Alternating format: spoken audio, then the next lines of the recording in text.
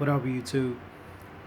So I'm gonna try to go over this real quick, as quick as I can, so I don't have to make a part two. If I don't finish, I'll just make a part two of this. But I'm gonna go over in detail the the the orientation and application process for US Express.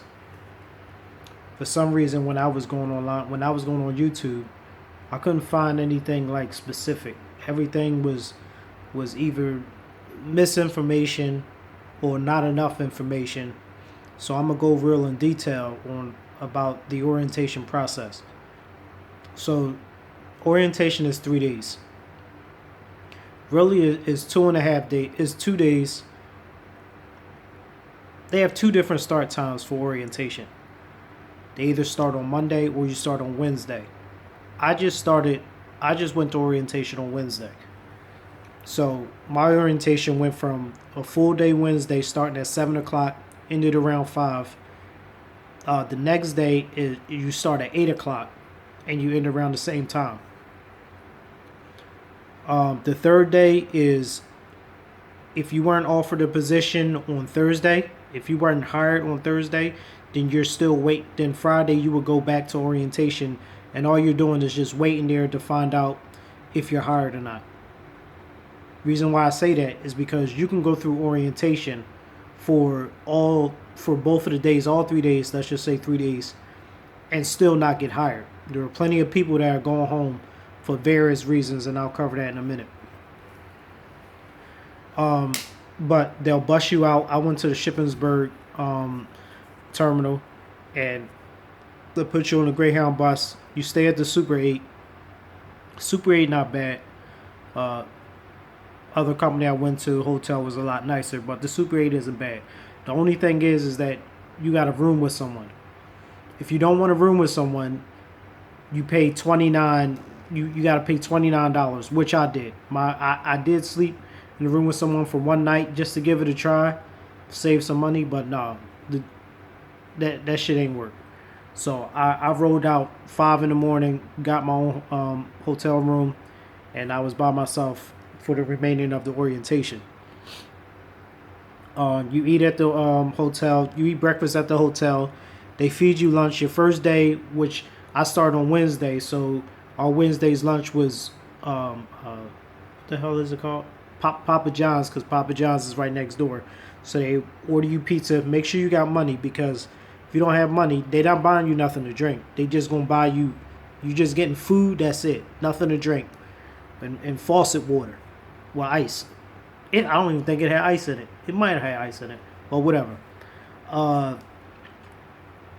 Papa John's. So the first day you fill out a couple pieces of paper, nothing big.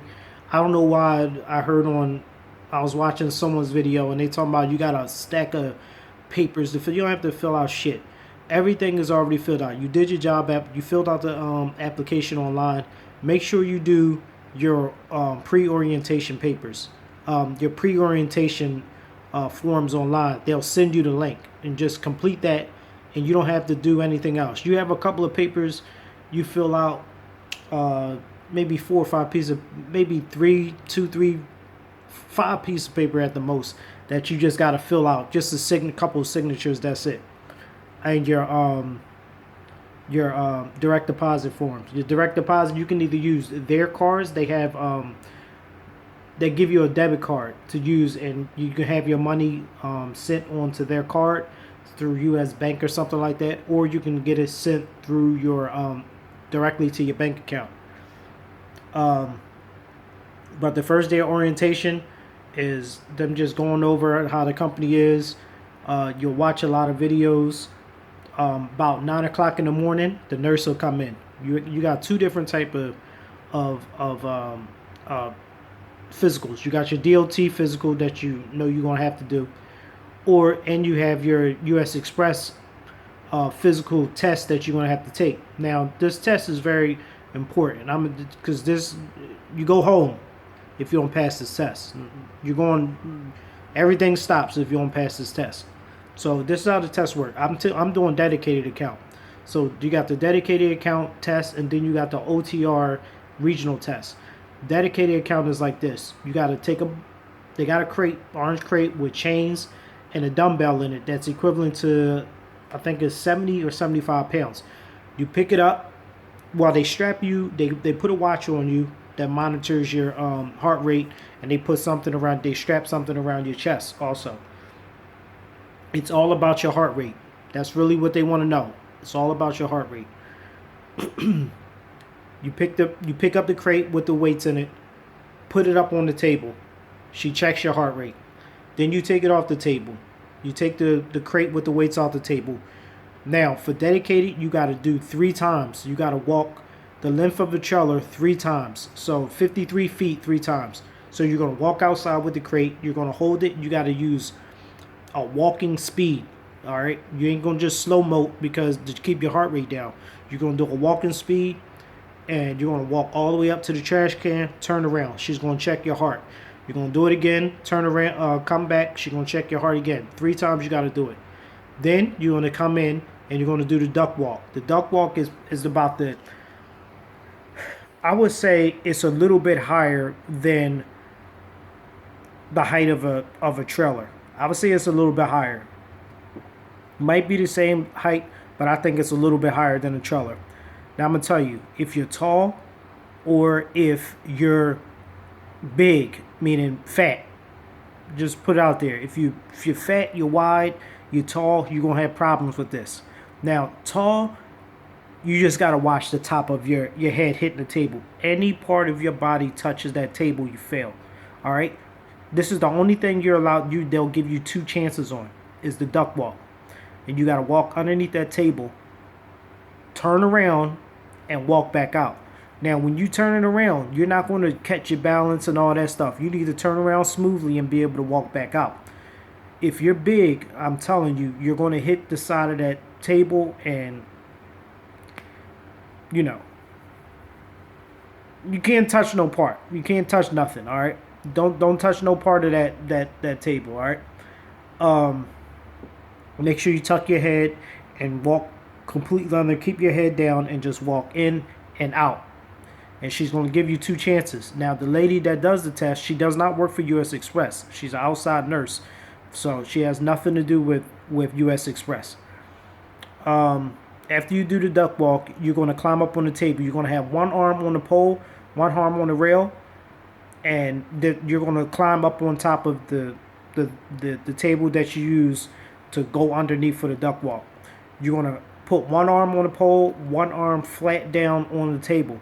Okay, and then you need to put one knee up on the table and then your other knee. Your hand has to be flat on the ground. Flat on the table. It cannot lift up for any reason or you fail. You fail the test. All right, your hand cannot slide back and touch the metal part. She's going to tell you you cannot have your hand on the metal part of the table. If you do, you fail.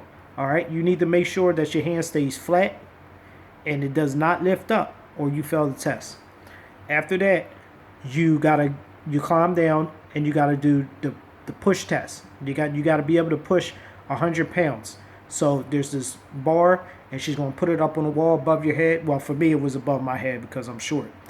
And you press on it real hard, and you gotta get 100 pounds of pressure. Now, the regional and OTR test is the exact same thing, except for you only have to lift 50 pounds in the crate. So she's going to take the dumbbell out, and you only have to do the walk 1 time. So you got to walk up to the trash can and back 1 time. But all the other procedures are the same. Now, if you fail the dedicated, then I believe they just downgrade you to OTR and regional. I believe that's what they do. I'm almost positive that's what they do. Let me see. After that, you take your DOT test and physical. Take your DOT drug test and your physical. Make sure that if you wear glasses, make sure that you got the right glasses and that you can see and do the eye test, or you're going home, man. There's a guy that came, he couldn't even see. He had his glasses, but I guess he forgot the right ones for him to use, and he got sent home because he couldn't take the eye test. All right. Another guy got sent home because older guy, he was real tall and he was kind of big. He got sent home for failing the duck walk. Uh, other guy got sent home because of his diabetic. He was diabetic. His blood sugar was up or something like that. Um, Another guy was sent home because he um, he was dismissed from his last employer for say not his last employer. It was his second to last employer. He was a school bus driver. So just make sure that, listen, they will send you home if your papers aren't right. If you're employed, if there's something going on with your 10-year employment history, uh, uh, uh, anything, medical clearance, you need anything like that, taxes, anything. If it's not right, you're going home. Point blank. Period. They not gonna play with you. This place is very, very strict when it comes down to their hiring policies. And you can go through the whole 3 days, and that last day, you going home. You sat there all that time for nothing. All right? Do not lie on your application. All right? Criminal records, all that stuff. Tell the truth, man. If you don't, they're going to find out, and you're going home. Period. Bunch of people go home all the time. Uh, uh, um, Whether you tell the truth or not. There could be a time where you told them everything and you came to orientation. They still allowed you to come to orientation, but you're going home because it has to go through safety. And once safety gets a hold of it and they look at it, yeah, they're either going to pass you or you're not going to pass. All right. But you're going to watch a bunch of videos during orientation. The first day, take your DOT physical and stuff like that. The second day, you're going to do Qualcomm for 2.5 hours. They don't call it Qualcomm, they call it driver tech. You're going to do that for about 2.5 hours. Then you're going to finish your videos your second day. Now, I was one of the fortunate ones. I actually got hired my second day. They sent me an email stating that welcome to US Express and US Express family or something like that. And I was hired my second day. Now, by the end of the second day, 2 other people were hired. So we received our hiring packets.